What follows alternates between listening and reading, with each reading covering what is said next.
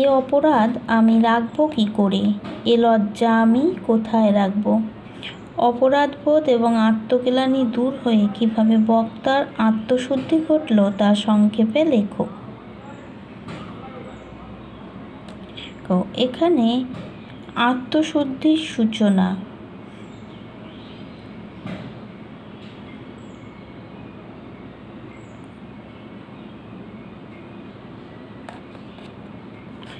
এই যে প্রশ্নটা দেখতে পাচ্ছ এখানে, এটা Dantan high school, SBM girls high school, বিভিন্ন স্কুলে পড়েছে। তো দেখতেই পাচ্ছ এটা বেশ তোমাদের জন্য ইম্পর্টেন্ট প্রশ্ন। ঠিক আছে, তো ভালো করে মুখস্থ করে রাখবে।